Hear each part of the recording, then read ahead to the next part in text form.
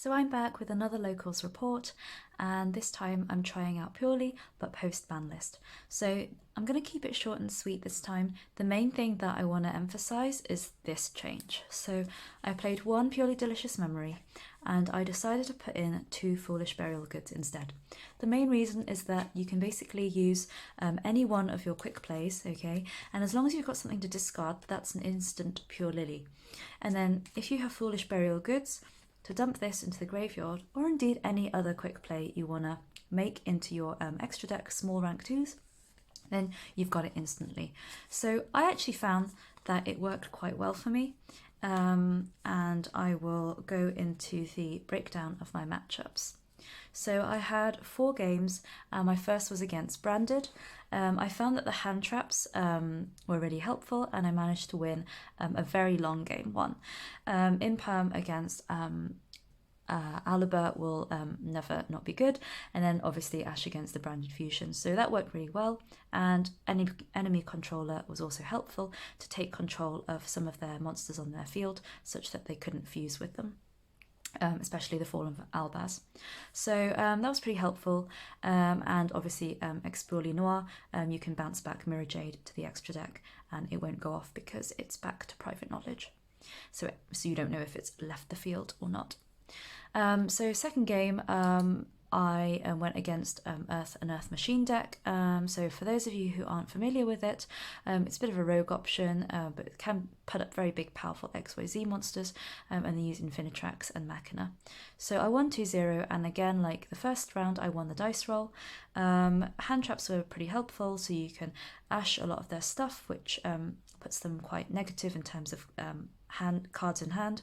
Imperm also works really well against their stuff too.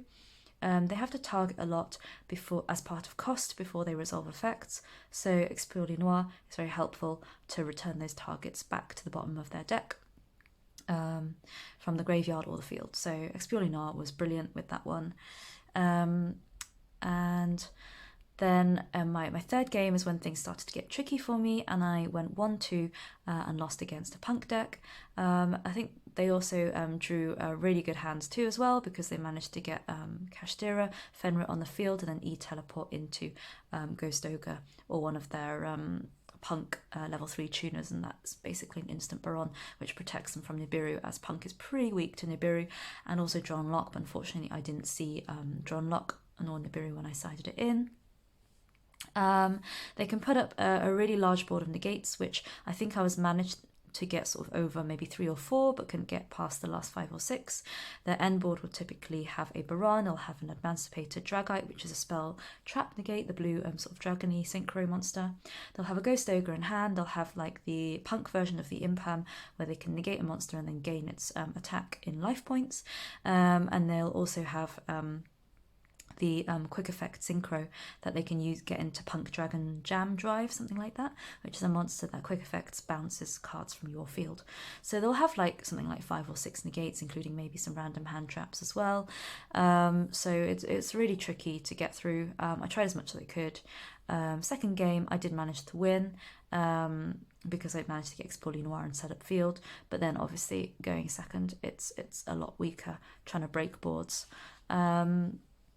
I did manage to go into a relinquished anima after my black cat got impermed, and managed to put this in front of a Baron, which was quite funny. So I think any level 1 deck, this is quite good as just a knowledge check, just to make sure people aren't putting things in the link zone. So I think spaces 2 and 4, rather than the ones at the end and the one in the middle.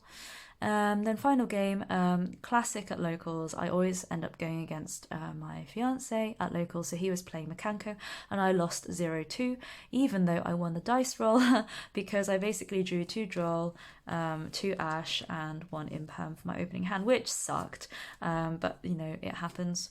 Obviously those hand traps are really good against him too, but I think Mikanko is just in essence Purrely's hard counter, because even if you end up setting an Purrely Noir with 5 materials or more, equip cards such as I think the Water Arabesque or Rondo, which bounces your cards and returns them or takes control of them, they're not really activated effects.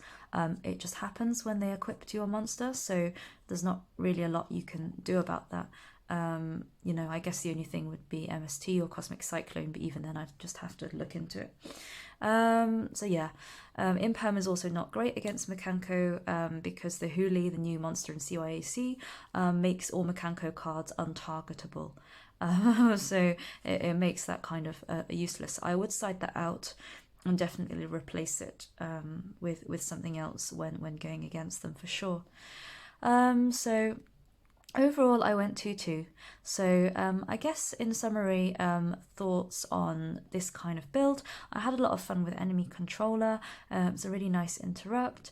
You can obviously change the battle position and then attack into things with happiness. I think I need to use happiness more because each time you attack, you can add a quick play, attach it and attack again. So you could potentially even attack monsters up to 4 times.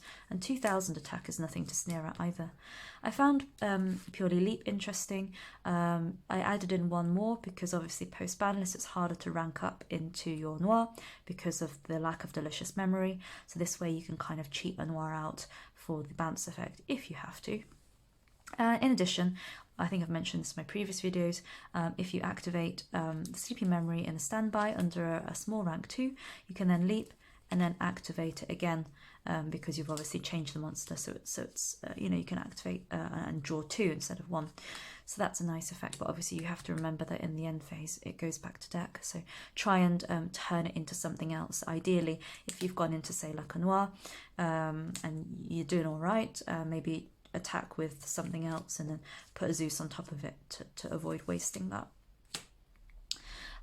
So other things, Mask of Restrict, I think it's just funny because you don't know if it's worked or not, because obviously you're not going to see if they tribute your stuff.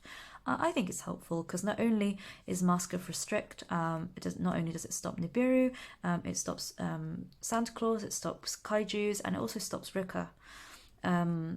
And some fairy decks that tribute. So I think it's got some utility there.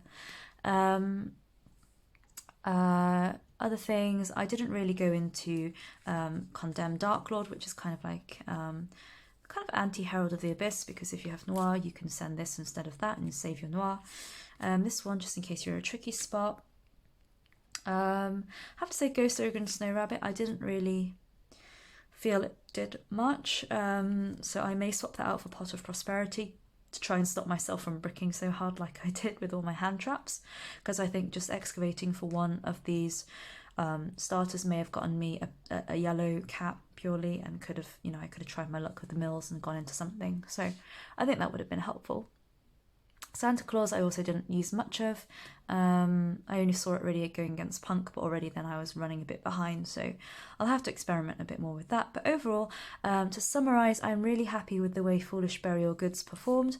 I think, you know, I'm quite proud of myself for thinking of this little combo. I would definitely keep this in to send that to target with Purrely. I would keep this Purrely Leap. I think it worked well. You can see I haven't got Stray Purrely Street. You know, I don't think it's all that helpful stopping your stuff being targeted. Ghost Ogre I'll swap out. So yeah, I'll see how I get on. But who knows, I might switch to another deck next locals, keep things fresh. But yeah, thank you for watching my video, and I hope you join me again for another fun locals report next time.